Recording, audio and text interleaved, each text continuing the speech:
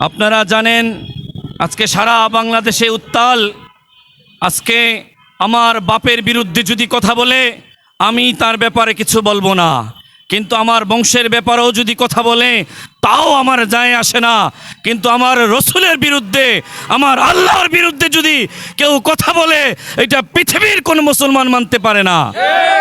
মুহতারাম হাজিরিন, আজকের গণসমাবেশের বিক্ষোভের একটাই দাবি, আবুল সরকার তথাকথিত যত আবুল বাবুল এবং ফাউল আছে, তাদের দোসররা আছে, তাদের একটাই দৃষ্টান্তমূলক শাস্তি।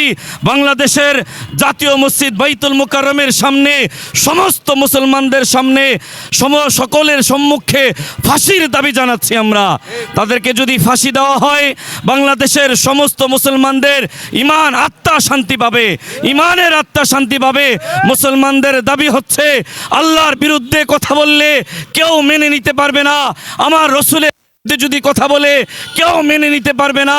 আল্লাহ রসুলের হাদিস আছে, আল্লাহ রসুলের বিরুদ্ধে কেউ কথা বলে ফাকতুলুহু মান সাব্বা নাবিয়ান ফাকতুলুহু, যে রসুলের বিরুদ্ধে কথা বলবে, আল্লাহর বিরুদ্ধে কথা বলবে, যেখানে পাবে সেখানেই তাদেরকে করা ওয়াজিব হয়ে যায়।